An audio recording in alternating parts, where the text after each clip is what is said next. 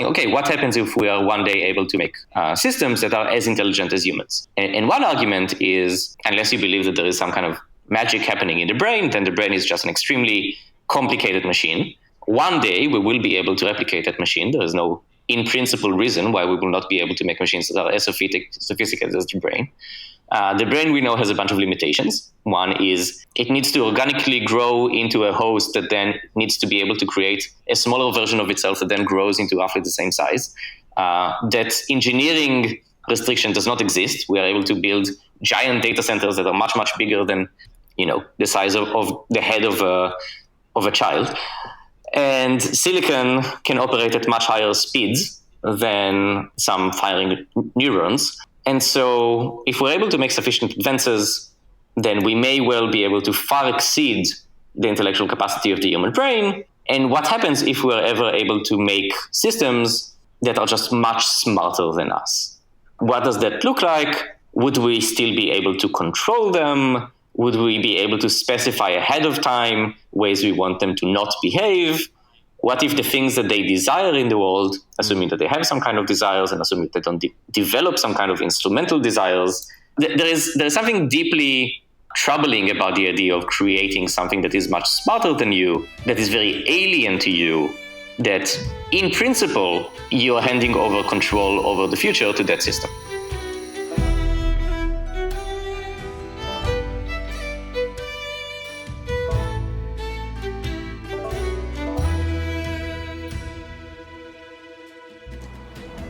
Hi, my name is Ron Dror, and this is Remake, a podcast about design, systems, and society. In each episode, I talk to someone who's trying to change our lives for the better in some meaningful way, whether through a new product, a new venture, or a new way of looking at the world. And I try to understand how they came to it, what makes them tick, and what we can learn from them. Today, I'm speaking with Dr. Shahar Avin. Shahar is a senior research associate at the Center for the Study of Existential Risk, CSER, at Cambridge University, focusing primarily on risks associated with artificial intelligence and deep learning algorithms.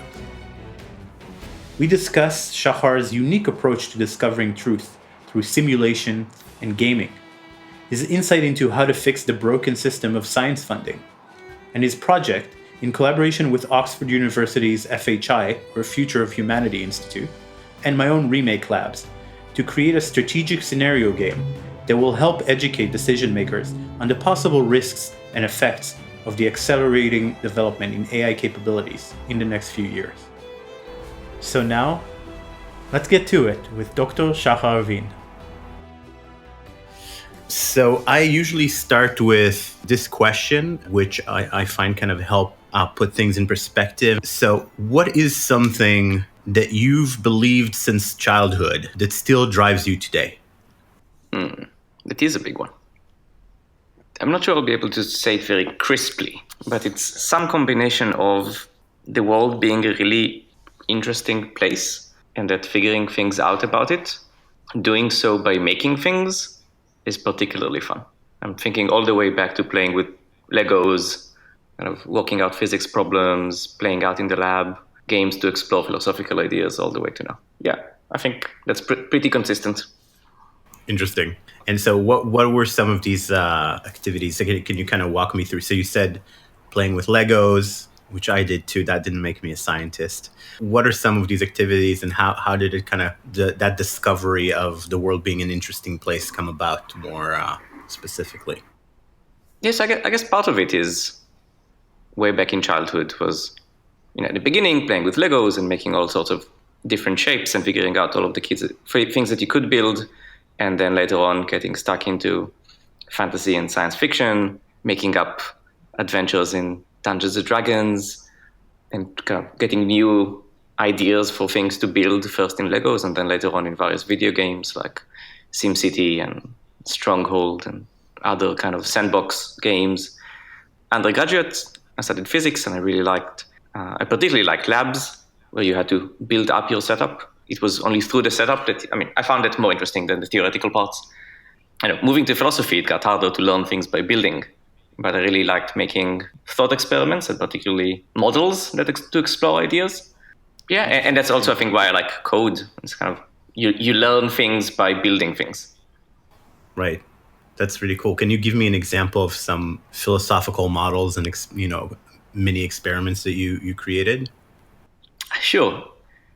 I think one that I did kind of near the end of my master's, I was exploring this idea that what really drives scientists is probably not the discovery of knowledge. Discovery of knowledge is just a side effect of what they do. What really drives them is gaining some level of authority within their own field. And that seemed like a fairly weird idea, and I wanted to kind of play around with it and see if I can make it work. So I made a simulation game. I called it Sim Science, where you have a bunch of activities that you can take as a scientist, and each of these activities can kind of give you more authority, or you need a certain level of authority to do other things. So I try to look at authority as a currency within scientific research. And it worked fairly well. I felt that was a plausible model of thinking about the sociology of science. Interesting. And could people play with this model, or was this more kind of abstract?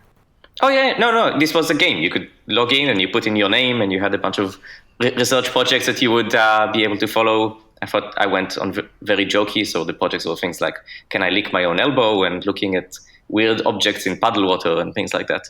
And then you could hire more staff, and you could buy equipment for your lab. And I linked to some very silly videos on YouTube that were promotional videos for various bits of equipment, like the PCR song.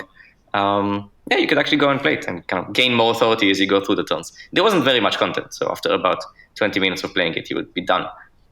That's fun. Did you find that it more closely replicated the world of science than, say, a pure pursuit of scientific truth? Yeah, I think it added a dimension that was missing from a lot of discussions. And I think there was this was based on ideas that were already existing in the literature in philosophy of science. Philip Kitcher and Mike Strevens and a bunch of anthropologists before them, like Bruno Latour and others, were all talking about the importance of credit assignment. I just wanted to see if there was a way of operationalizing it in a way that kind of created a consistent system beyond kind of local, very toy mathematical models, which already existed, for example, in Philip Kitcher's work. And I felt that what I had in the end was something that seemed plausible to me and also helped me understand the world a bit better. I'm not saying that internally all researchers are motivated purely by having more authority in the field. I think that is not the case. I think there are many people who are out there doing research because they genuinely want to find out things about the world. But I also think that if you think about science as a sociological and collective pursuit, then you also need to look at kind of status and the authority of people within that community. And part of the status is entirely earned and justified, right? Some people are just kind of brighter and have better ideas and are better at doing experiments. This reminds me of Seth Godin's book about marketing that I think I mentioned to you at some point, which is all about status, right? How status kind of drives everyone, and the search for status, and some people desire higher status, and that's what drives them. Some people actually desire lower status. Some people have high status and they're trying to lower it because they feel more comfortable with a low status. That's an interesting kind of connection there. Yeah, no, I think that's right, and I think it's related. I think you could separate kind of good sources of status and bad sources of status, right? There is kind of having lots of status because you speak very confidently and you use long words, and there's a kind of status that comes from the fact that you've done really impressive work, and people look at it and like, hey, that's a creative thing that no one has done before. I think within academia, well, depends which part of academia, but I think within scientific research, there are many good ways of gaining status and probably still quite a lot of bad ways of gaining status. But I was looking at how does your status as a researcher, both earned and unearned, affects where can you publish and how many people you can hire, and et cetera, et cetera. Cool. Yeah, that makes a lot of sense to me. So what are some other projects where you had to build something? It was an agent-based model to explore how science should get funded. I took an existing model from the literature and I expanded it and I rewrote the code from scratch to have my own way of understanding it and playing around with it. And that led me to some unusual recommendations when it comes to how science should be funded. So that's another example. Yeah. Cool. You spend a lot of time thinking about the way we fund science, how science should be funded, and you wrote your PhD on it. What drew you to that area? Yeah, I guess that's an unusual topic to study. And I always say that I'm very grateful for the institution who funded my PhD research for funding a thesis on science funding. But I started in university as a physicist. I was going to be a theoretical physicist and joined the cutting edge of theoretical physics or experimental physics research. And I think after a while, I dropped in on some history and philosophy of science lectures because that was something you could do as part of the undergraduate in natural and sciences. And I just found them, in some sense, more interesting. And I like the idea that you could learn much more and in a much more complex way about the world. And also I like the fact you didn't have to wake up early in the morning. I got to the point where okay, I know a little bit about how lasers work, and I know a little bit about what Einstein was about when he was talking about general relativity. Of course, I've forgotten most of it since then, but I got decent marks on the exams testing my knowledge on those things. Okay, it's time to move on. I switched to philosophy of science. And to begin with, I thought I would just do a very theoretical philosophy of science. What is knowledge? What is the foundation of quantum mechanics? Various things like that. But increasingly, it seemed like I was still talking to lots of both family and friends who were scientists or were training to be scientists. And it seems like there were many things that were troubling them institutionally. Like people were not happy. And if you ask them, what are they unhappy about? Well, funding is really opaque and weird, and career prospects are really opaque and weird, and there's all of this departmental politics, all things that don't come up to the top of your mind when you're thinking about science and the pursuit of truth. And I just found them really interesting. And I was wondering whether there was anything within the discipline that was talking about those things. And I realized that there was some, mostly within anthropology of science, sociology of scientific knowledge. And in particular, I was interested in this question of how does funding and funding decisions affect what we end up knowing and the happiness of individuals within the community and various things like that. And there wasn't much being written on it at the time. The main mode of funding science was funding by peer review. And at first glance, that seems like a fairly sensible way. You just, scientists want to work on something. So the funding body asks a bunch of their peers to evaluate the proposal. But on the other hand, it seems a bit weird, right? Because all of science is meant to be this exploration of the unknown. And if you're going to explore the unknowns, and how can you know ahead of time whether a project is going to be good or not? And how do you compare them? And particularly with success rates being fairly low, like how do you compare extremely talented people who've gone through this all of the examinations and processes you have to go to become a potential PI, principal investigator? How do you compare their ideas to 2 points after the decimal point? Right. So that seems a bit weird. And then I started writing some models about that, trying to see if I can come up with a better system. And I ended up suggesting a better system, but that what I think is a better system. But I don't know how much you want to delve into that, given that that is no longer what I spend most of my time on. We could spend some more time on it because I think it's your conclusion was very interesting. Yeah, so my conclusion was that not in all cases, but I think in many cases where governments are funding blue skies research, they should do so by a lottery, at random. So you want to have some method of screening out proposals that are generally not going to go anywhere, kind of cranks and doublers as much as possible. Though you want to be fairly lenient because some very good ideas are also going to look a bit crazy. But then once you have your list of candidate proposals, then you should just pick from them at random instead of trying to figure out what is going to be the best. Because it's mostly arguments that say that at the point where you're trying to decide whether to give someone 5 years to spend all of their efforts and talent looking really hard at a problem, you are really in no position to say what it is that they are likely to come up with and how the things that are going to come up with are going to affect the rest of the landscape of human knowledge in a meaningful way, which is ultimately what we care about. So that's probably a controversial position, and I can sort of feel I understand because I got to talk to you about this, but I feel like I understand some of the reasoning, but there's still a part of me that believes in planning and rationality, and we should be able to figure out that some ideas are more promising than others and more deserving of funding. So what was the response from, I don't know, more traditional people in the field, or do you have any response to that publication? I think it was a while that was just silence, but already in the published record, this is starting to draw some criticism. I'm very fortunate to occasionally be asked to review those papers, and I try to be as encouraging as possible of critiques of my idea. And this is not just my idea. There have been others who have been calling for a similar approach. It's been kind of a fairly small voice within the broad landscape of academia. It was interesting to kind of trace where it's come from, because it's not just from philosophy of science, it's also from science management and just scientists themselves who are unhappy with the system, and from economics as well. So it was interesting to trace all of those. But when I've been presenting my idea in various places, or this idea, I should say, it's not just my idea, the responses are mixed. When you talk to young scientists and you tell them how hard it's going to be, what the success rates are for various places, and what is the drop-off rate from the career, then a lot of them think that that's actually not such a bad proposal. There are some senior academics who think back, initially they're quite unhappy because, of course, they have been sitting on those panels and they tend to think that they were trying to do their best and they were trying to provide a service to the community, which I'm sure they did. I mean, I think the people who participate in this institution are doing it with the best intentions. But then I asked them and if you look back on all of your decisions and you look at what came out of these proposals, do you think it would have mattered very differently had you chosen differently? Admit with some humbleness that maybe it didn't matter so much.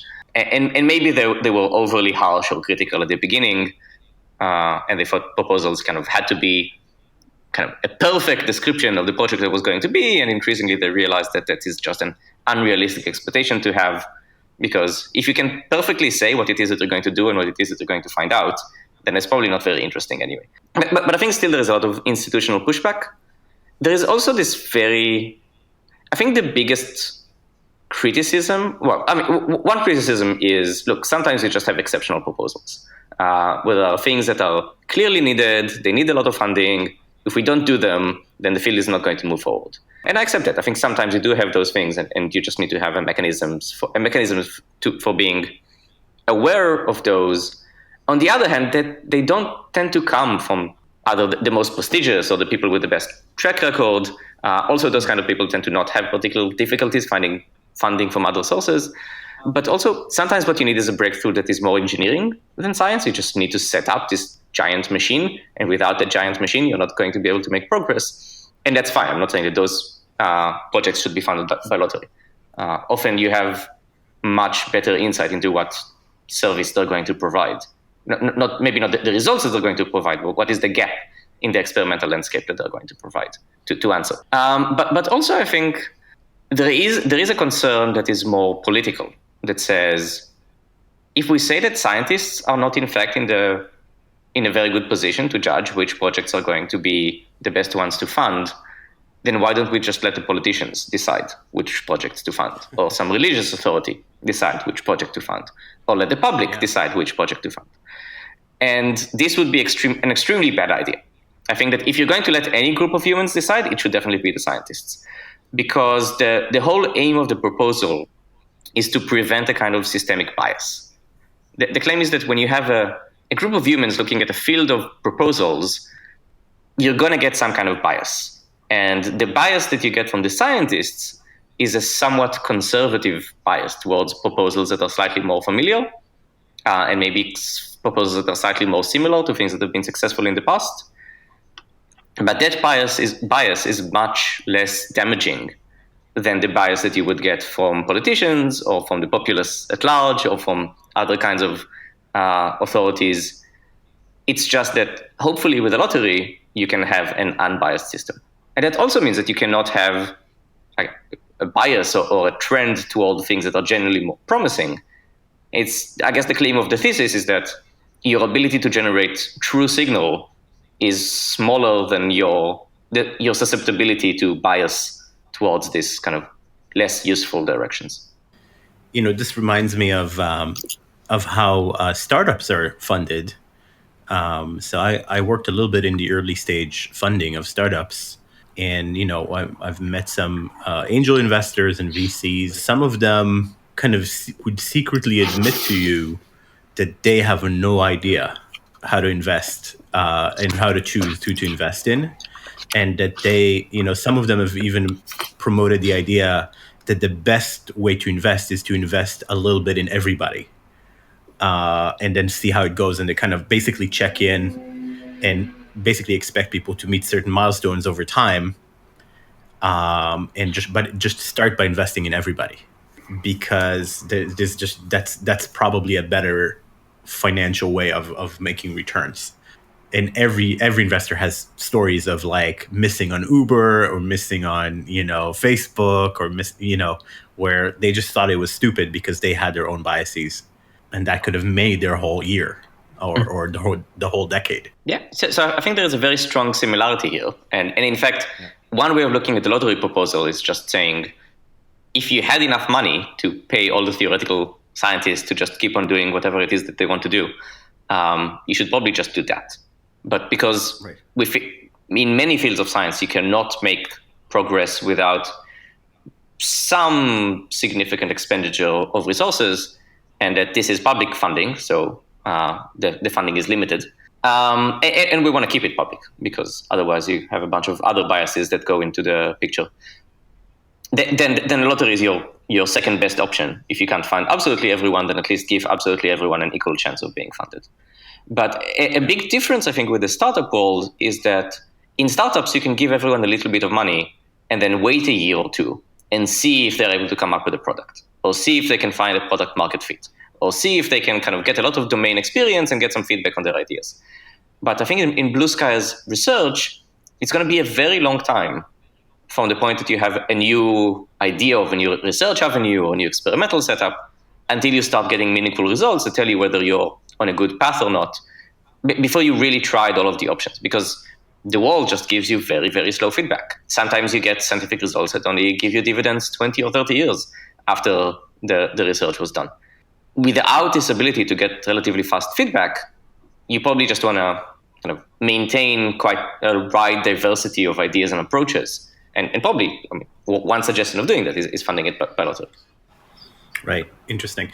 And so you mentioned that there's this group probably of projects that just, it's very obvious that they deserve and need funding, and that's the next step in a certain line of research. Is there the same thing on the other side? So projects that are just clearly trying to resurrect dead theories that have been refuted, or, just things can be disqualified. Yeah, I think so. There is always some chance that someone extremely bright is going to pick up a historical dead end and try and pursue it. But I think also science is hard, and we generally do know quite a lot about the world and how it works, at least in certain domains. There are some areas where we just think so many people have tried approaching this problem from a fairly known range of avenues, and they have not been able to make progress for reasons that we're pretty good at understanding. Funding one more project that tries to do exactly the same is probably not the best idea. The people who are best able to point it out are people who have been in the field for a long time. And yes, that creates some conservative bias, which is why I think specifying ahead of time what is the necessary knowledge base or set of achievements that would be required to apply to be admitted into the lottery is probably a way of striking that balance, where you want a fairly diverse community deciding on what is that set of criteria that you need to pass, right? Maybe it's a PhD from a respected institution. Maybe it's having been published in a journal that relates to this topic. Maybe it's being able to solve one of the outstanding problems in the field. Yes, that you're going to lose some, because all of these are also institutions that as we said before, check for status, but probably globally on a cost-effective approach that is going to work out. And maybe you have some other mechanisms of funding people who truly have ideas that are kind of off the wall and who don't have any status within the community. But I expect that the return on investment in those places is going to be extremely low. So is there anything, before moving on to the more current stuff, is there anything with this science funding that's still on the horizon, something you're looking forward to, something that, or some recent developments that are interesting? So, I mean, there are three streams that I know of in the world who are actively funding, like public sources that are, well, I mean, two public and one charitable, that are making funding decisions based on the lottery after some prior screening from experts. So it's going to be really interesting to see what happens with those. Two of them are in New Zealand and are from the government. One is in Germany. It's the Volkswagen Institute. There's also, I think, a growing community of academics who are interested in this, who think that there's something meaningful here to be discussed. It's nice to see those people kind of meeting in various places of the world and commenting on each other's bits of research. I think I said before, we come from philosophy of science and economics and medical science and sociology. And I think having that community just come together and share ideas more regularly, as well as having some of these results of real-world trials come to the fore, I expect it's going to be very slow. It's a very slow revolution, if at all. But I think that there is enough sufficient momentum and sufficient discussions about this idea in places that can generally make decisions about this. I don't expect it to die out anytime soon, which is exciting. It's exciting to see an idea move from kind of the extreme edges of what might be possible to, okay, let's play around with it and see if it actually works. Cool. So I guess let's move on to your current place of employment. You work at CSER. Do you want to tell me about what CSER is and kind of explain it to people who haven't heard of it? Sure. CSER, or CSER, stands for the Center for the Study of Existential Risk. Existential risk in this context, meaning very roughly situations in which lots and lots and lots of people die, pretty much everyone. That's extinction risk, and you can get into the nuances of specifically what existential risk is. It's some idea of a permanent loss of value or future potential on a scale of the entire human species or beyond that. Things going really bad for humanity. We try to find scientifically plausible ways by which this might happen, and what can we do about them? So it's both a research and kind of a think tank or action kind of organization that also aims at action. It was founded, I think the official founding was in 2013 or 2014. The three founders are Hugh Price, who is a distinguished philosopher at the University of Cambridge with a history in pragmatism and interest in the philosophy of time and of quantum mechanics and causation and a bunch of other things, but also with an interest in the future of artificial intelligence. Jan Tallinn, who is one of the co-founders of Skype. So he's not an academic, and I think if you meet him, you very much get the feeling that he's not an academic, which I'm quite happy about. I think that academia has one particular culture, but it's good to mix it up with other cultures, and startup culture is another good culture to mix in.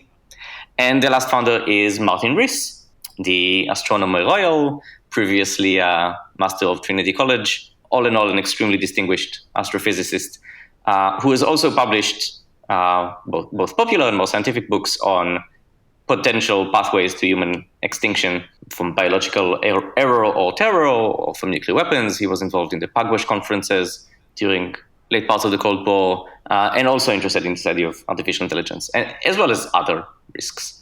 So between the three of them, they found this kind of common interest in scenarios that might lead to extremely bad outcomes for humanity, mostly looking at anthropogenic or human-generated risks, mostly through technology. So we might look at kind of anthropogenic climate change. We might look at nuclear weapons and potential nuclear war and nuclear winter. We look at risks from future developments of artificial intelligence, some links between cyber threats and critical infrastructure and fragile supply chains and how that might cascade and escalate into a global catastrophe. But also vulnerabilities to less flashy hazards that just come from the fact that our species is now extremely reliant on our technology and our various other extremely sophisticated but maybe quite fragile systems that are keeping us alive, and how those might be susceptible to natural or human-generated threats. So how did you kind of find your way into CSER? What was the path? So unlike most There's been quite a few people who reached this community by being part of a community or a group called Effective Altruists, who've been reading and caring a lot about this and trying to do the most good in the world. I am not one of these, or this is not how I came into this research.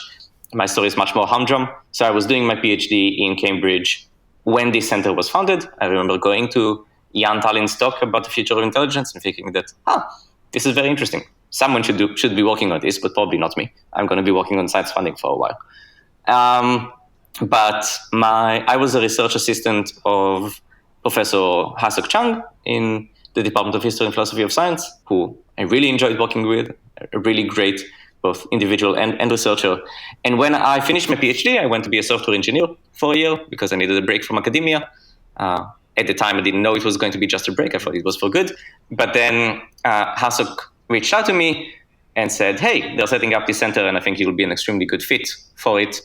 And I had a look at the people who were involved, and I thought it would be crazy to miss out on this opportunity, given that these were people who were extremely advanced, if you want to use the previous word, extremely high status in several different fields of academia. And had I ever tried to stay within academia in my own pursuit, maybe after a decade, I would have gotten on the radar of maybe one of them. And this was a way of getting on the radar of five or six of them at one time, even just by showing up for an interview or submitting my application. So I did that. I wrote how kind of a perspective from industry on some of these things might be good to mix in with a more academic pursuit. They liked my proposal. They invited me for an interview. It was a very daunting setup because there were about 8 very senior academics in a room, all asking quite difficult questions. But no, it was also extremely fun. And I got the offer. I decided this was not an opportunity I want to miss out on, even though it meant going back into academia. And I've been there ever since.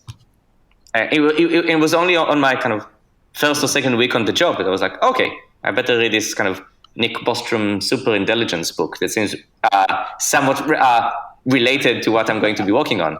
And I think fairly shortly after that, I got quite convinced that this might be one of the biggest problems to be working on at the moment. But I didn't come into the research with that mindset. Interesting. So it was kind of a personal connection first that got you involved in this field, and then got you to read the literature, and then got you interested in the problem.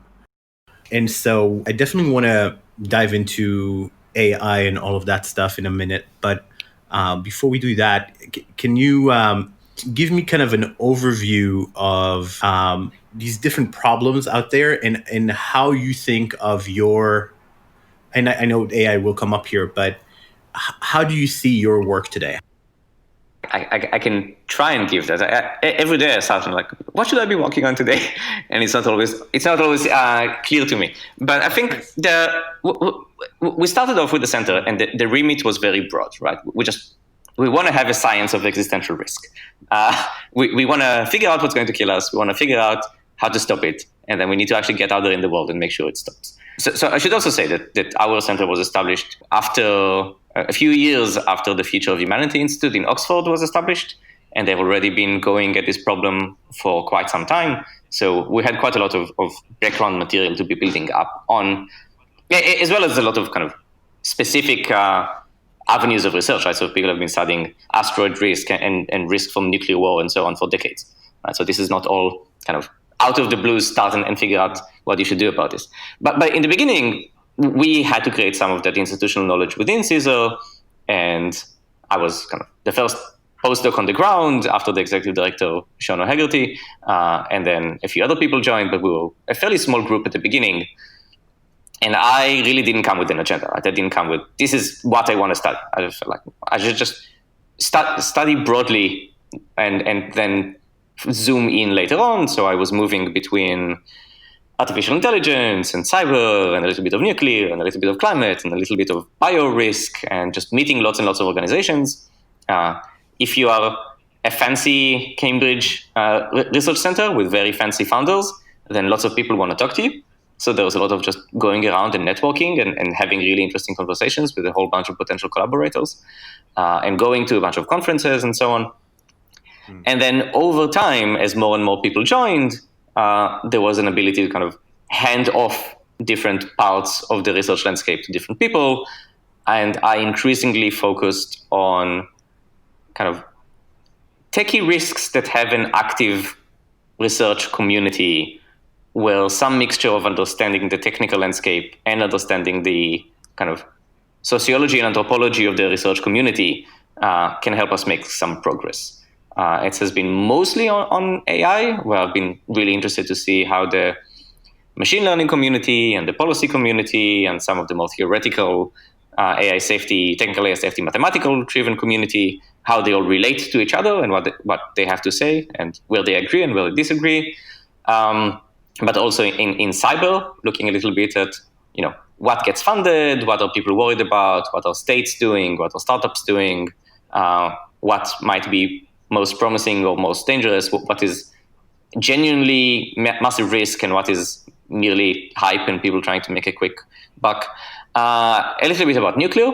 There was a much harder community to get visibility into, but at least we could get visibility into the think tanks who were doing work on nuclear risk and just understanding that landscape a little bit better. And I think between these three fields, I've been kind of hopping mostly on AI, with a little bit of the other two. That has been my focus over, say, the last 2 years. Cool. It's interesting to see how much brain power and serious research and thinking have sprung out of the UK in the area of the risks of AI. And so much of it is in Oxford and Cambridge. The California people or the US people feel a lot more upbeat and optimistic. And the British research feels a lot more centered around risk and how to prevent it and stark. Yeah, so I don't think that's entirely true.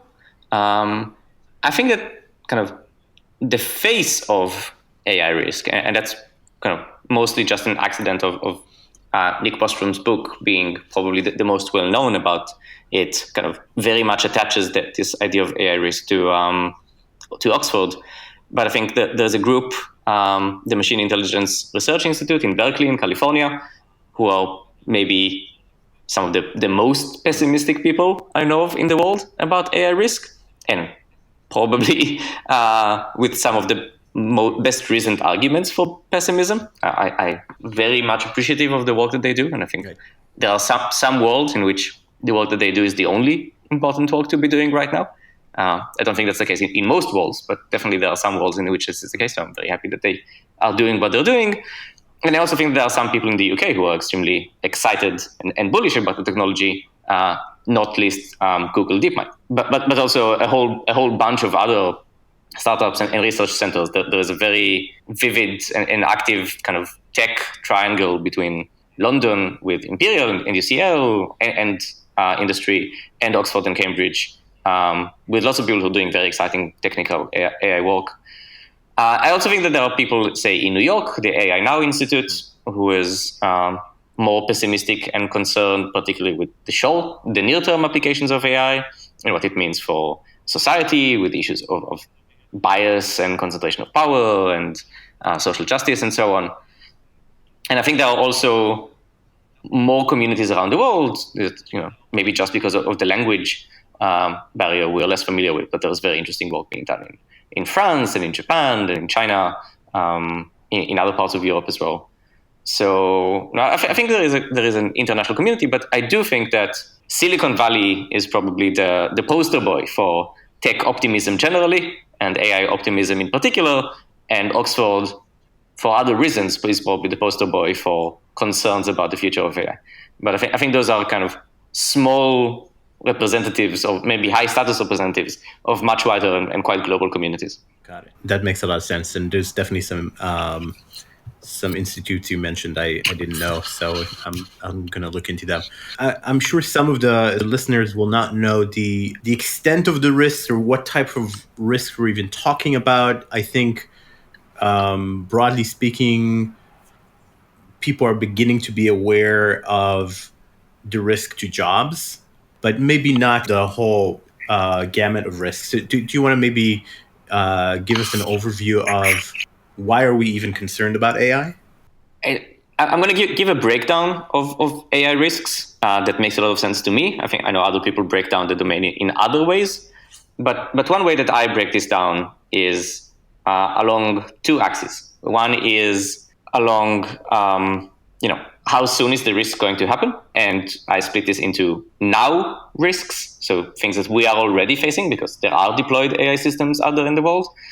Again, it depends on what your definition of artificial intelligence is. But I think most people will accept that there are already artificial intelligence systems out there in the world that are causing various risks and also harms.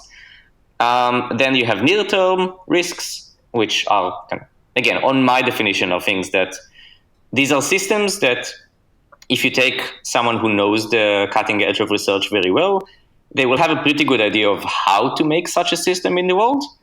But we are still several years at least away from deploying those systems at scale in the world, because you need to pull together the funding, and you need to pull together the data, you need to find product market fit, and you need to pass through various types of regulation in some of these cases, and maybe there's a bunch of R&D work to kind of tailor a particular solution. But broadly, we think that these are things that can be done with machine learning or right, more broadly with AI. We just haven't quite done them yet everywhere. And then there are long-term risks, and these are the types of things that people at the cutting edge have deep disagreements about whether we will ever be able to do with machines. But there's at least some people within the community with good credentials who say, no, this is generally a thing that could happen. And if this happens, it's going to go very badly for us for various reasons. And then they give reasons, and then they try to deal with those risks. Partly because I think we need a long lead time to deal with them, because if you only start dealing with those problems when they are near term, then it will be too late. And another axis is an axis that separates accident risk. So this is the system that you've built, your AI system is not working as intended. And because it's not working as intended, various harms are caused. There are misuse or malicious use risks, which is the system is working perfectly as intended. It's just allowing some people with less than perfect intentions cause harm in the world. And these are things that could not have been caused or could not as easily have been caused without access to artificial intelligence technologies. And finally, there are systemic or structural risks that come about not because any one particular system is malfunctioning, and not because any one individual has poor intentions, but rather because many systems interacting with many people lead to some kind of collective harm that we would have liked to avoid, and maybe with better design or better foresight, we would have been able to avoid. And this three-part distinction has also been explored very well by a paper by Defoe and Zwetlut in Lawfare, which I recommend. So what are some examples? Right? So we now have 9 quadrants, right? 3 kind of now, near-term, long-term, and accident, malicious use, and systemic or structural. That gives you 3 by 3 is 9. So some examples in each of these boxes. Accidents that are already happening now. Tesla's on autopilot crashing into vans that they fail to detect. And you could say, okay, that's bad. That's an accident with a system that's deployed out there in the world. Tesla says that their systems should always be supervised and the driver should always pay attention. But then they call the system autopilot. So there is some mixed messaging there. And we might want to ask, well, should Tesla have been acted better in that space? But we could also ask, well, overall, do these systems have less accidents than humans? Because humans also end up in car accidents. In terms of near-term, kind of now misuse risks, we are getting to the point where images of faces generated by machines of people that have never existed are being used to create fake profiles online. This is not massively widespread, but this is something that we might want to be paying attention to. And kind of immediate systemic risk, I often talk about the extent to which there's hype around AI right now. So if you put the word AI into the description of your startup, you're more likely to get funding, even if there is not much technical or intellectual progress behind the scenes. And this kind of distortion of the funding landscape and the attention landscape means that some really important problems are not getting as much attention, right? So I would say the same of blockchain. I think there is more substance behind AI than there is behind blockchain. But in both cases, these are not technologies that are going to fix all of our problems in the next 2 years. And so we need to keep our attention spread across a wide range of issues. Then if you move into near term, we're seeing some really interesting developments coming out of labs at Facebook and Google and DeepMind and OpenAI and others, where they're really kind of pushing the envelope on what we can do in terms of language understanding and language generation, agents that are able to navigate various worlds, currently mostly game worlds, in an unsupervised, independent way based on some reward signal. And there is a question of what happens when those become products. We don't quite know what those products would look like, but we can sit down and start imagining what these products might look like, and then what happens if those products misbehave, right? So what happens if we're able to have way more household robots and online chatbots that are mostly generating a lot of value and making our lives better, but these are either misused for manipulation or physical attacks, or they just have a bunch of accidents because they are not sufficiently safe in some safety critical domains. And then we start also talking about systemic risks such as unemployment. But then I guess what you really wanted me to talk about was this kind of long-term risk. And in the long term, some people are asking, okay, what happens if we are one day able to make systems that are as intelligent as humans? And one argument is, unless you believe that there is some kind of magic happening in the brain, then the brain is just an extremely complicated machine. One day we will be able to replicate that machine. There is no in principle reason why we will not be able to make machines that are as sophisticated as the brain. The brain, we know, has a bunch of limitations. One is it needs to organically grow into a host that then needs to be able to create a smaller version of itself that then grows into roughly the same size. That engineering restriction does not exist. We are able to build giant data centers that are much, much bigger than the size of the head of a child. And silicon can operate at much higher speeds than some firing neurons. And so if we're able to make sufficient advances, then we may well be able to far exceed the intellectual capacity of the human brain. And what happens if we're ever able to make systems that are just much smarter than us? What does that look like? Would we still be able to control them? Would we be able to specify ahead of time ways we want them to not behave? What if the things that they desire in the world, assuming that they have some kind of desires and assuming that they don't develop some kind of instrumental desires, that those are in line with what we want? This is often called the alignment problem. I'm probably not doing a very good job of explaining it. But there is something deeply troubling about the idea of creating something that is much smarter than you, that is very alien to you, that in principle, you are handing over control over the future to that system. And so you need to be extremely confident that things are going to go well if you're going to build such a system.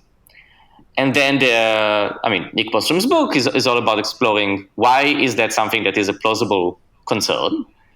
Why are many of the kind of gut reactions for thinking about why this is not going to be a problem at all, right? We can raise them as children, and we're pretty good at making our children kind of have things that go well for us. And why don't we just make big buttons that make it so that we can always shut them off whenever we want?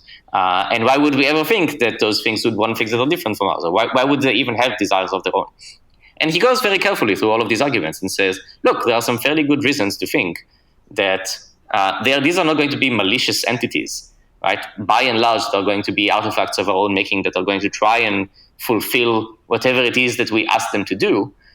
But going from a goal description to actions in the world that are in fact in line with what we want those agents to do is a very hard research problem. We don't know how to solve it yet.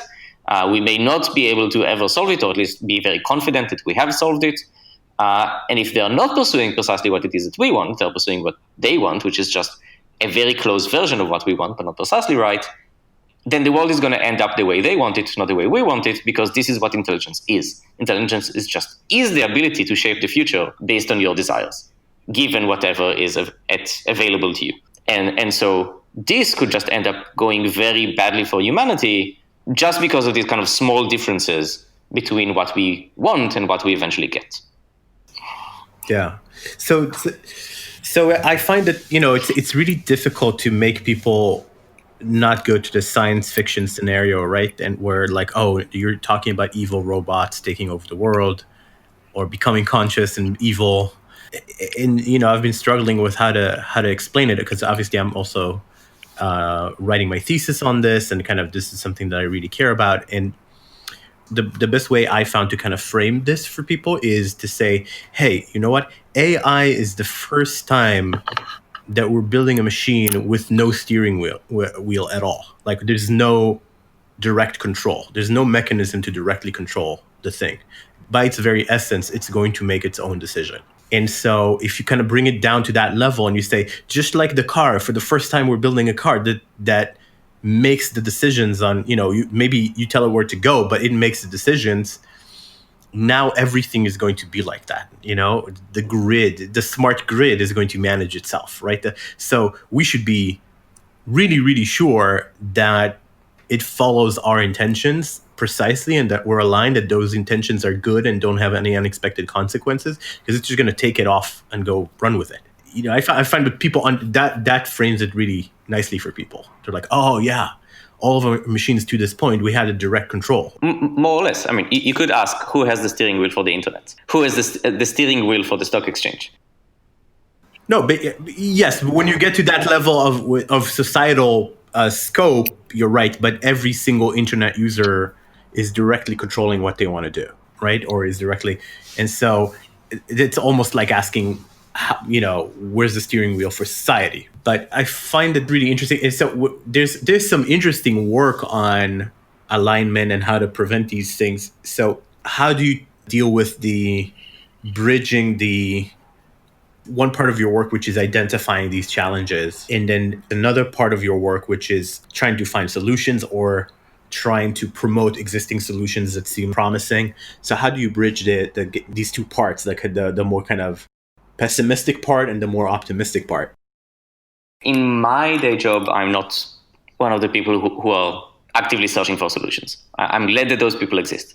I think I'm much more of the kind of going around trying to build bridges between the different communities. So the communities who are worried about near term, and communities who are worried about the long term, communities who are worried about malicious use, and communities who are worried about systemic risks. I try to find gaps, right? So if there are risks that relevant communities are just not paying attention to, then organize a workshop, make introductions, collate information and put it in a paper that is in the language of the target audience.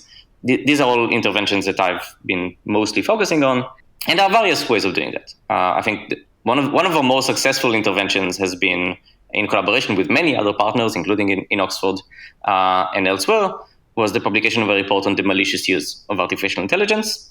And that came from a workshop that we convened, because I think at the time, there was mostly this kind of either focus on short-term accidents and some of the systemic effects, and this kind of very long-term accident risk. But there wasn't as much discussion about the kind of near-term malicious use. And so we brought together AI researchers, but also people from cybersecurity and people from military analysis and people from law enforcement. And that was a really fruitful workshop that led to a very large report that has since opened many conversation channels with companies and with governments and with in other venues.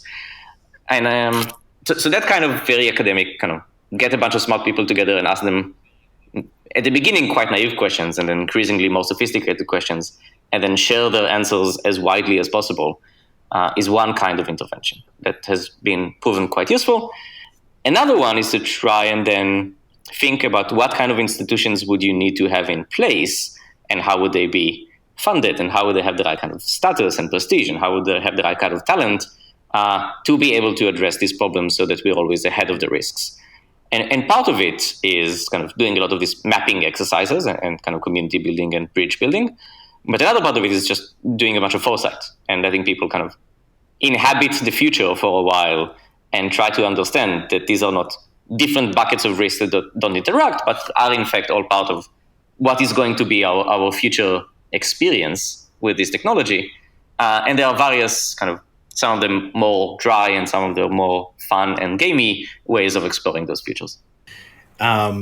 Which I guess is a great segue to the next question. So we actually met at the Augmented Intelligence Summit in California, which was just a lovely conference with a lot of really smart people dealing with these issues. But you actually were part of this organization of this conference, and you ran a fascinating type of game, role-playing game, that is part of what you're doing these days. So you want to maybe describe that game and kind of what led to its creation? So the idea behind the project was that there is a lot of focus on the technical and technological side of AI risk, right? We want to understand what the technology does, what it's going to be able to do, how that's going to affect a bunch of other systems, who's going to regulate it as well. We're focusing on the technology. But of course, until we get to the point where the technology itself becomes an extremely powerful agent that controls the future, if that ever happens, it's going to be humans and groups of humans and organizations and institutions who are going to play a key role in the strategic landscape, right? What technology gets developed? When does it get deployed? Right. Who is going to manage the responses to this technology, etc.? And so it seemed that there was a lot of need to move the attention a little bit or increase the literacy of people concerned about these issues to the actors themselves, and not just keep it kind of in a very abstract, companies and states, but particularly if we're looking at kind of the fairly near and tangible future, say even the next 5 or 10 years, think about individuals, right? Think about specific institutions. What is Google going to do? How does Google make its decisions? How do the president and CEO of Google make their decisions? What it is that they care about? What actions can they reasonably take in the world? And what are some things that they just cannot take because of institutional constraints? How does the US government going to respond to various things like that? How do individuals within the US government going to think about some of these risks, and what are they likely to do? And the same for the Chinese government and Chinese tech companies and various actors in Europe, like the European Union and the European Commission. And what do various publics and NGOs and other tech and other industries, and again, the people and the organizations, how do they see the technology developing?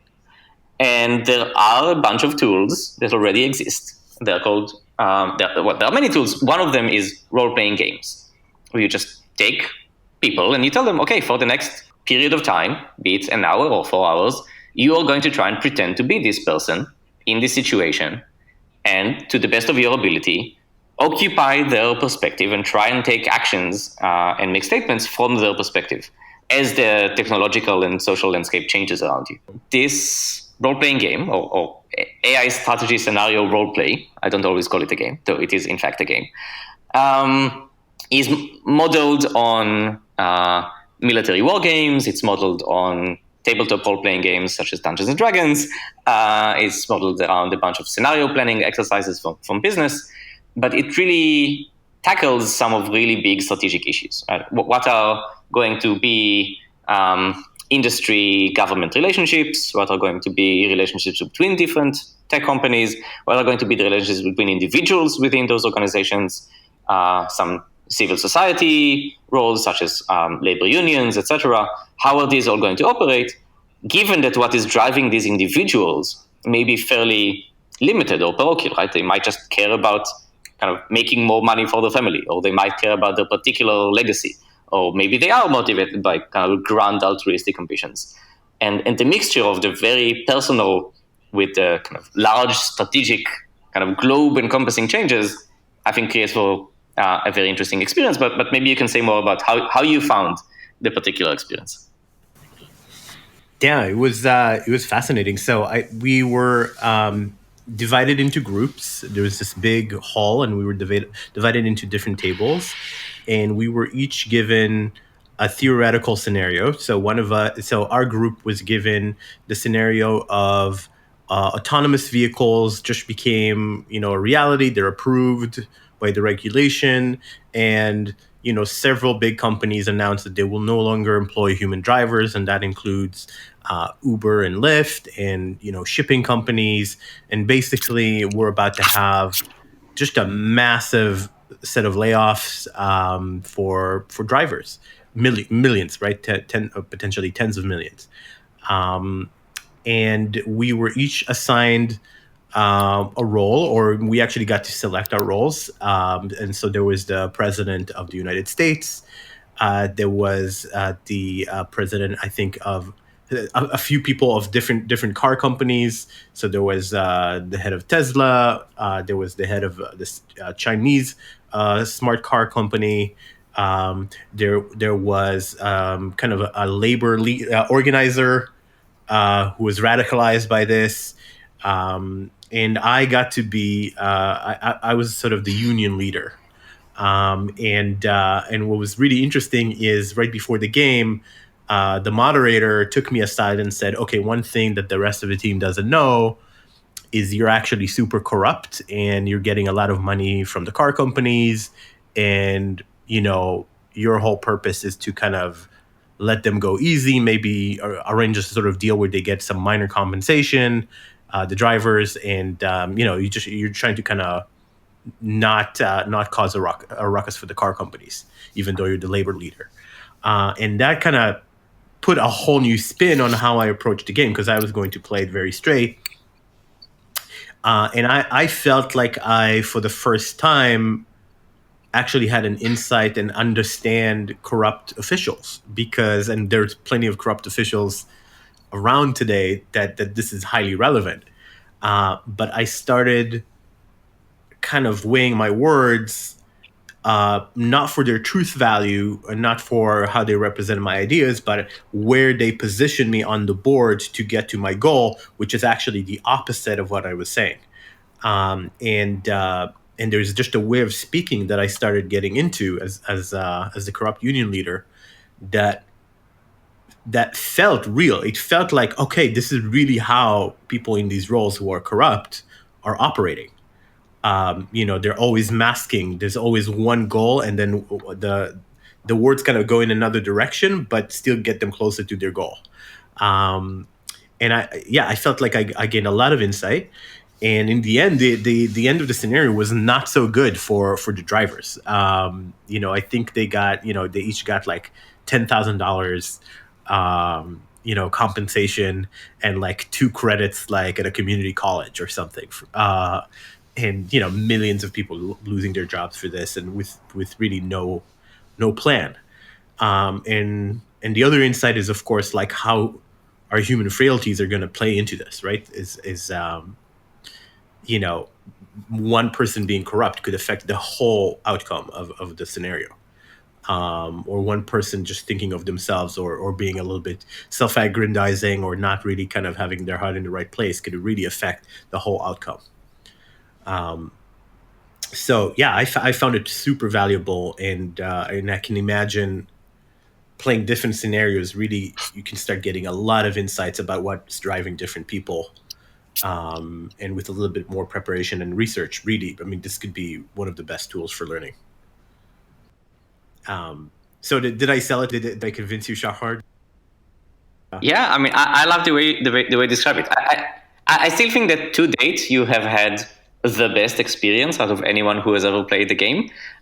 Simply because I think it's partly because you were extremely fortunate to have, as a moderator, one of the smarter and more competent people in this community who cares about these long-term AI risks, who very, very fortunately for us has now a fairly senior position in the partnership of AI. So he will continue making the world a better place. But I think even if you're not, so one thing is to just get empathic understanding of people in positions of power. And that's something that I drive for a lot. And sometimes I succeed better at this and sometimes less well. But another one is also to get a better systemic understanding of how all of the different systems interlock. What is it that kind of elected officials aim for, and what can they in fact achieve in a given period of time? Because often we want them to just fix all of the problems for us, whereas their ability is quite limited. What can you do as a tech company? Sometimes we want them to give us, perfect product for zero cost, and that is also not a thing that they are able to provide, regardless of how altruistic their intentions are. And it's just, to me, as someone who's run quite a few of these, in most games, it is not such a localized scenario, though I think that version of the game is also extremely useful and maybe even more useful for empathetic understanding.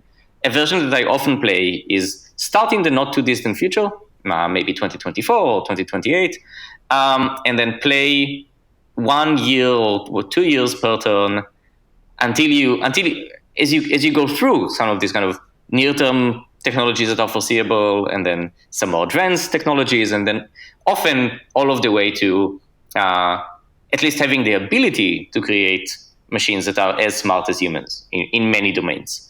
And a question is often asked, we often ask ourselves, how are these going to play out? And I think in many of these scenarios, things don't go well for humanity. And they don't go well for humanity without anyone being particularly evil.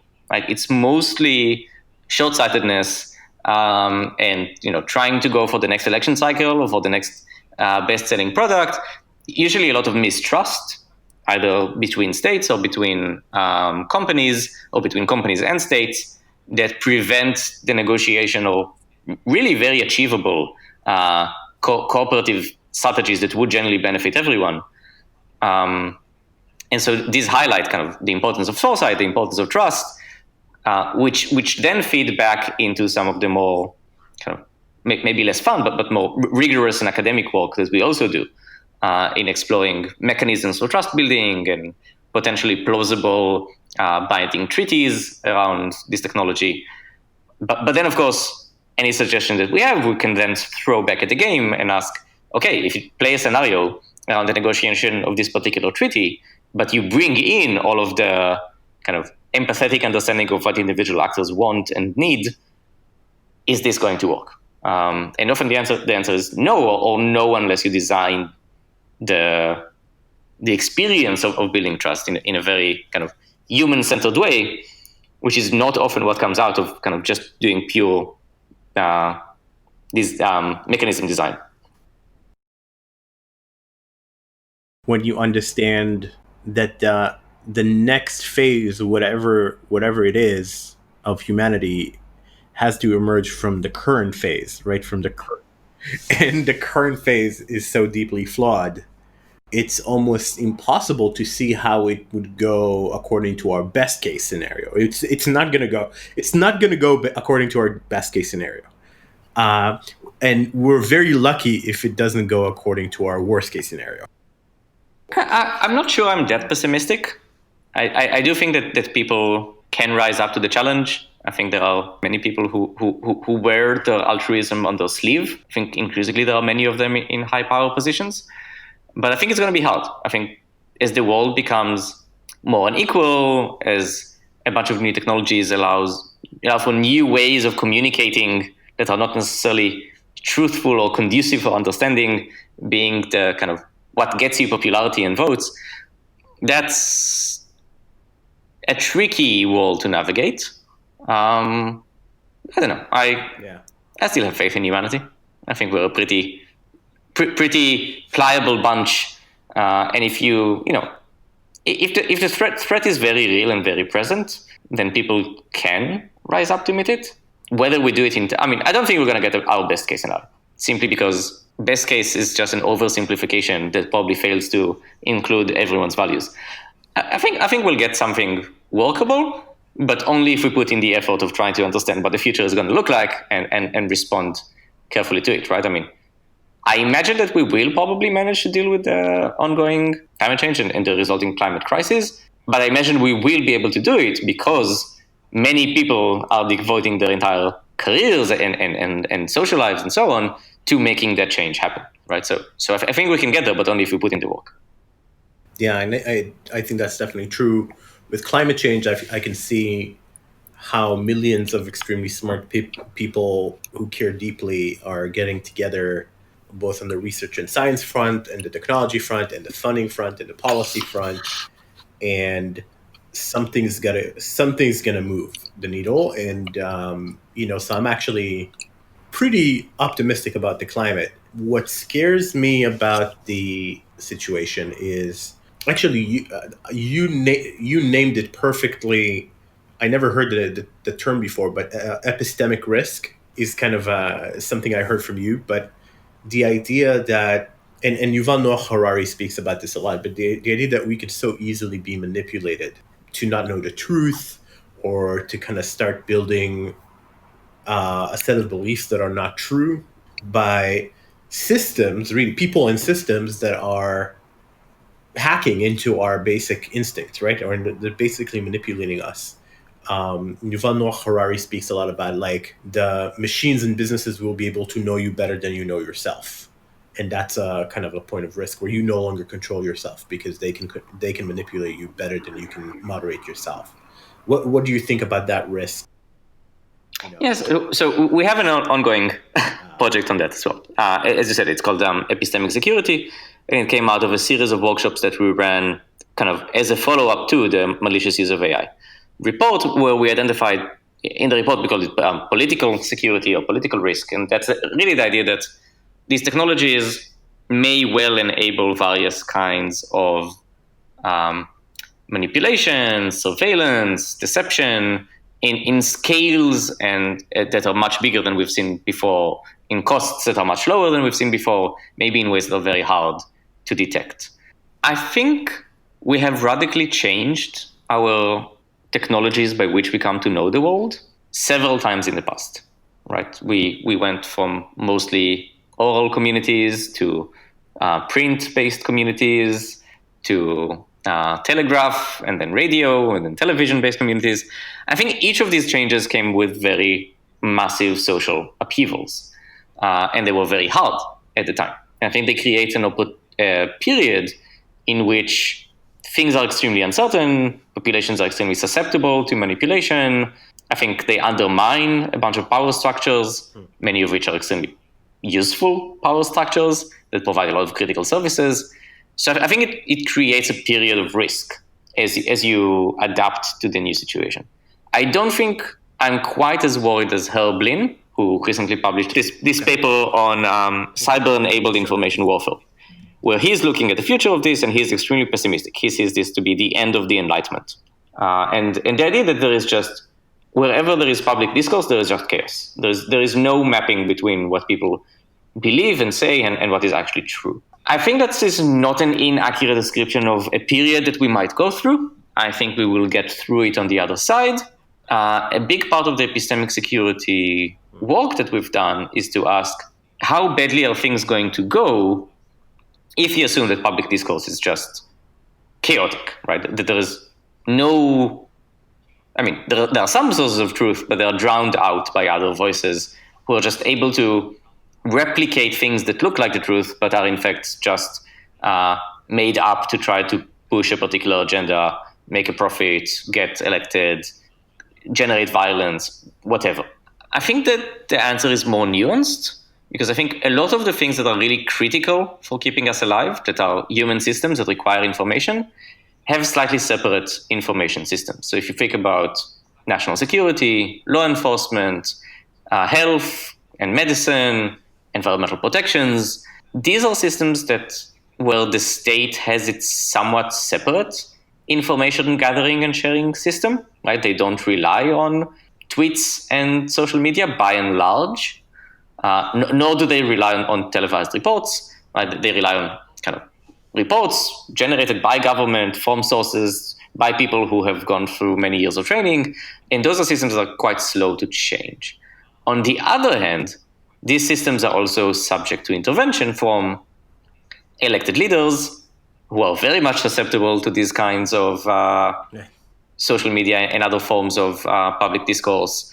They are staffed by individuals who, in their spare time, probably go on all of these social media and other places. Wherever the service providers interact with the public, whether it's when you walk into a police station or an emergency room in a hospital or visit a park, you bring in that chaos of beliefs with you to that interaction. And so I think that there are a bunch of kind of stopgap measures that the state and other critical providers can put in place to at least try and minimize the damage as we go through this fairly chaotic period.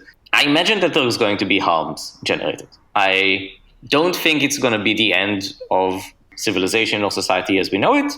I do think that there's going to be a period of heightened risk, and some of those risks might end civilization or society or humanity as we know it, and we should be mindful of that and try and deal with the worst case scenarios, which is why I think this is. But more attention, I think it is one of the potential global catastrophic risks that we are facing.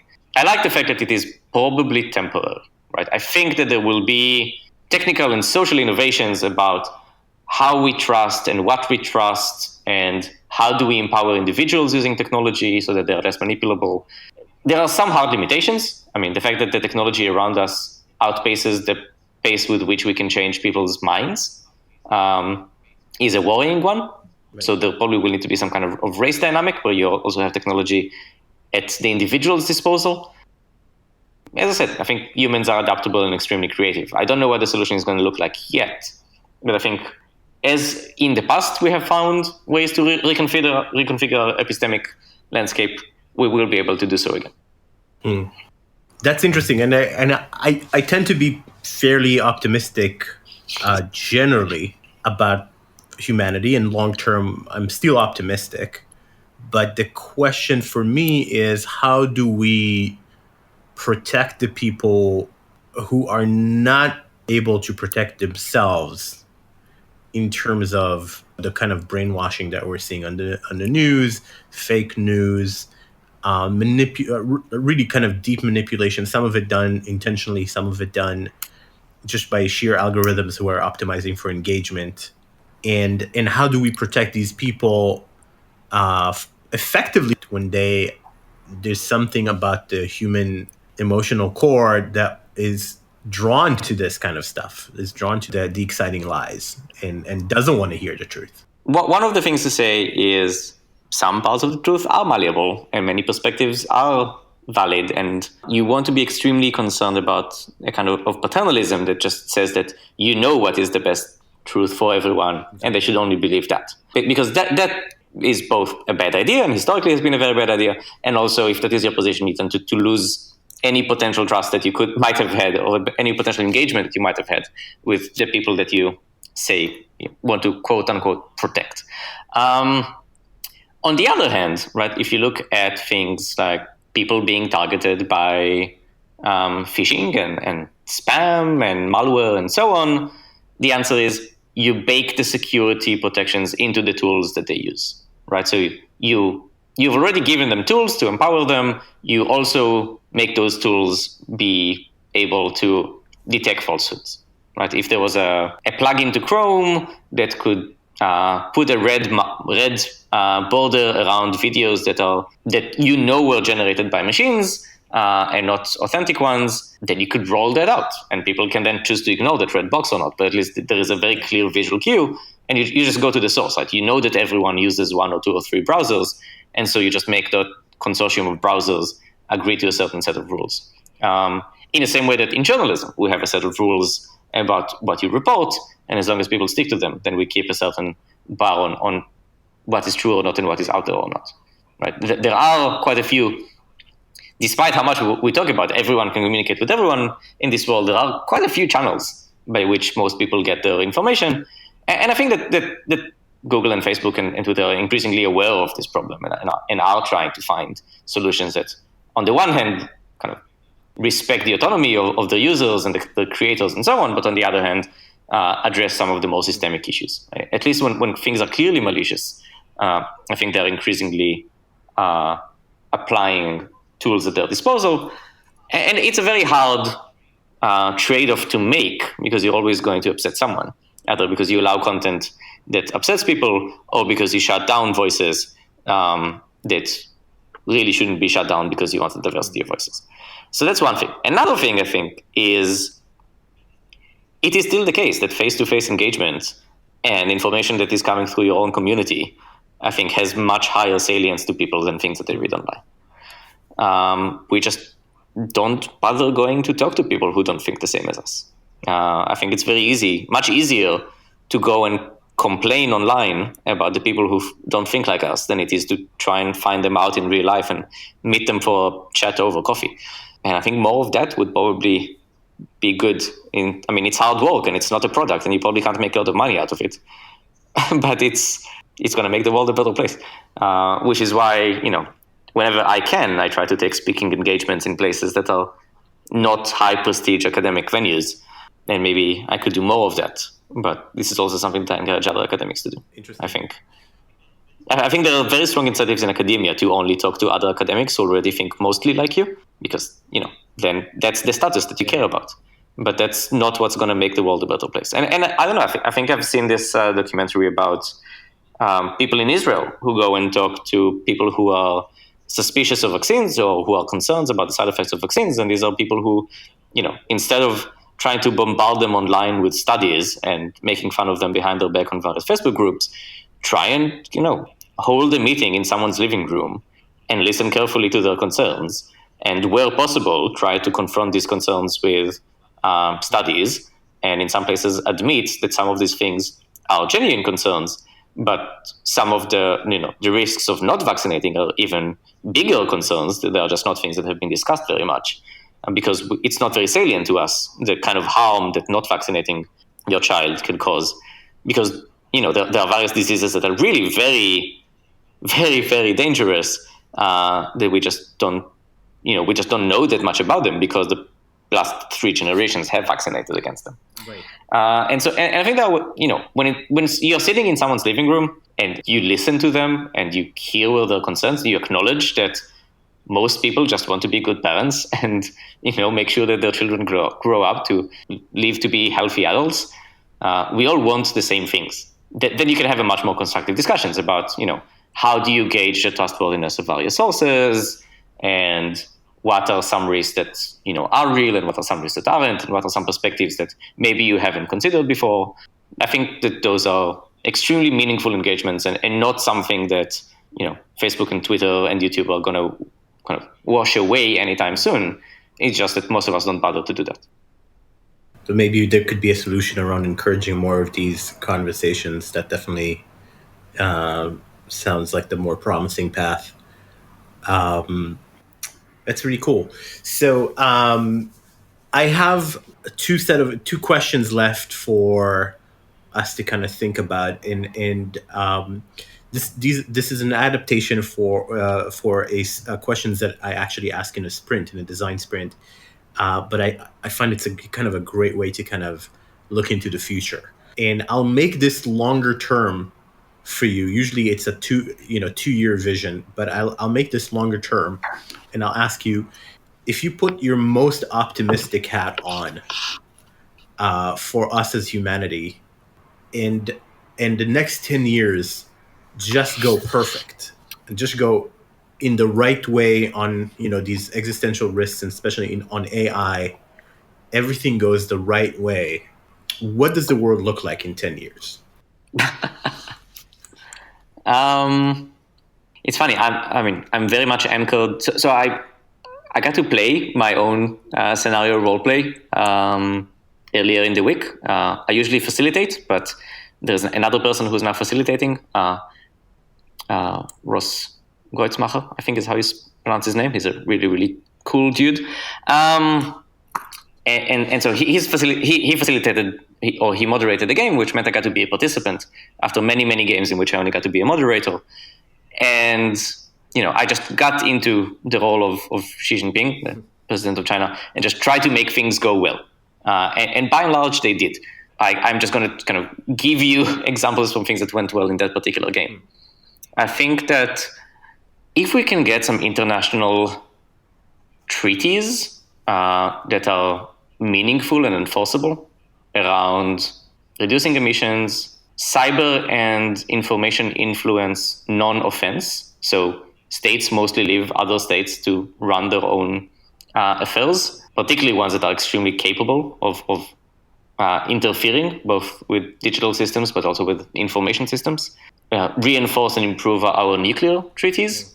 That creates an environment where you can have we would have set up a landscape in which we have much more room to maneuver and explore things in a more careful, guarded fashion, and within which we can also really start deploying some very, very impressive stuff. I think it is the case. The more abundance there is, and to some extent also the more equal that abundance is distributed, the more people's lives go well, and the more flourishing you have, and the more less competition and less violence and less strife happens.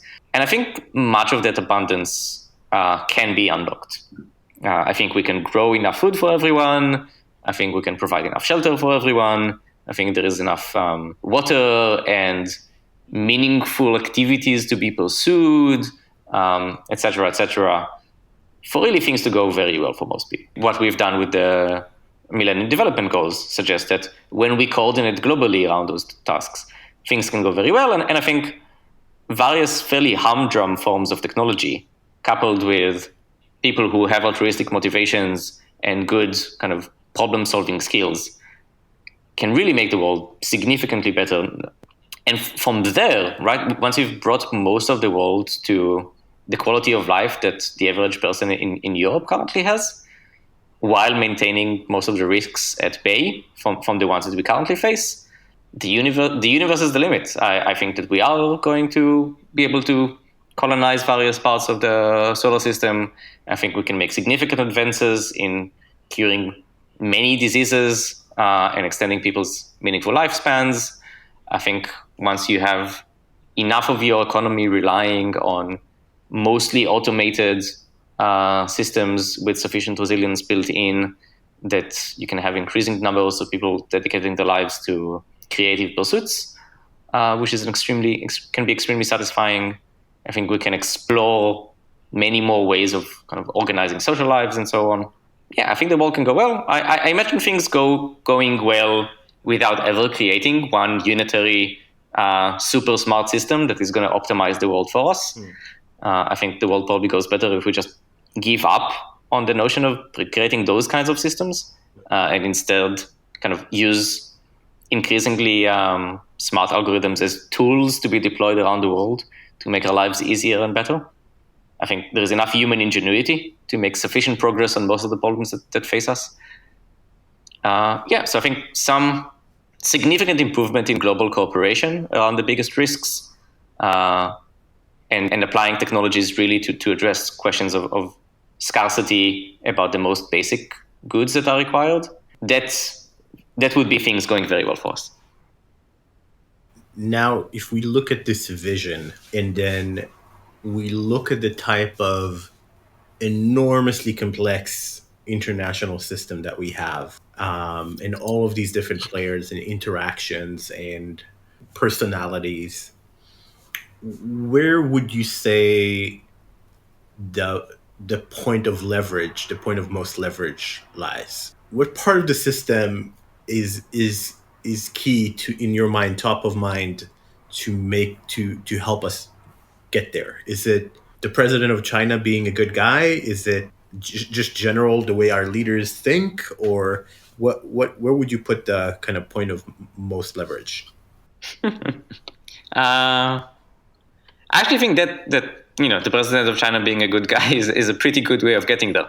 That they have a system that's has various faults and limitations, which have been commented on very widely, and by and large I agree with those criticisms. But I think there is a lot of ability to coordinate technological progress with broadly pro-social developments in a way that can be extremely meaningful for the world. But you also will need US cooperation. And I think degree to which making the other into an enemy as a way of being re-elected and as a way of kind of dealing with some of the really hard problems in the world, as long as that is an extremely powerful way of getting power and a relatively cheap way of getting power, things are going to be hard. How do you deal with that? I mean, you need extremely charismatic leaders who are as competent as using new communication methods, technologies, emotions, etc., to create a vision of hope, for creating trust. We also need technical measures that allow us to kind of make trustworthy, right? That produces the evidence such that if you want to be a trusted agent, you generally do need to do the trustworthy things, because cheating is just technologically very hard for you. I think that there's kind of meaningful progress to be made there. So I think a bunch of things need to all go right for the problem to be solved. It's not just having a few key individuals having the right kinds of motivations, but I do think that ultimately kind of the behaviors of the US and Chinese administrations, the behaviors of some of the fairly large technology companies and platforms, and some very specific areas of research and development to provide a specific set of tools, are all, which most of which probably we don't know what they are yet, are all going to be fairly important.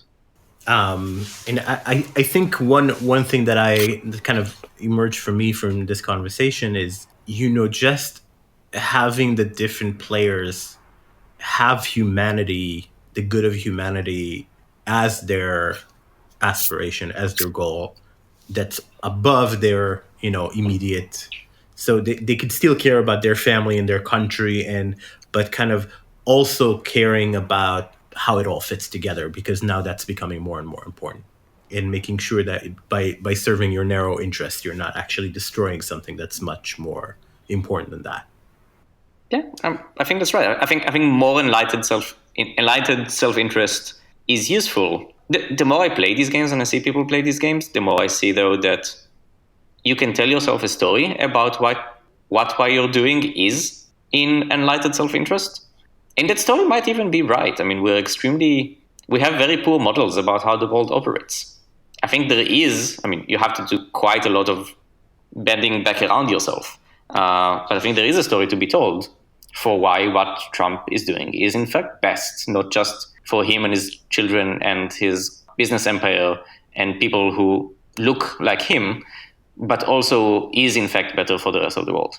I don't particularly buy that story, but I'm not sure that his motivations are entirely selfish. It's much easier to explain the world if you assume that, but I think you also need to be able to produce the charitable reading and challenge the assumptions that would need to go into that. Yeah, I think that's fair. The only way you're going to convince someone who really thinks someone like Trump is doing a great job is to assume that that he is doing a great job, giving a set of assumptions, and then point out some of these assumptions that might not be quite right. And that's a much more productive discussion than saying you're evil, or the intention is not right. And it's actually quite separate question from what we actually think Trump's motivation is when you're talking to someone who's a supporter. Yep. I mean, I also think that even if you go all the way up to Trump, that's a better tool. You also tend to learn more about the world, and you also maybe get a way of nuancing your own view of the world in various ways. Because, right. I mean, the truth is not always in your camp. I think we also need to remember that many times individuals, even at the top of fairly hierarchical organizations, are extremely limited in what range of actions they have above and beyond the institution in which they are embodied. So while it's very good to kind of get literacy about people's beliefs and motivations, both in a charitable and maybe simplistic and explanatory ways, we also need to have much better institutional literacy to understand if these people change their minds tomorrow, how much would the world in fact change? I mean, I would imagine the president of China is freer than the president of the United States to follow their agenda. Maybe, but maybe it's just because we don't have sufficient literacy about internal politics within the People's Party of China. Yeah, I guess that's right. Great. Okay, so Shahar, thank you very much for taking the time to talk to me today. A pleasure, as always. Where could people find you, or what would you want people who listen to this to do? If you want to read much more about some of this stuff, you can go and check my website, shaharavin.com, or the organization's website, CSER.ac.uk.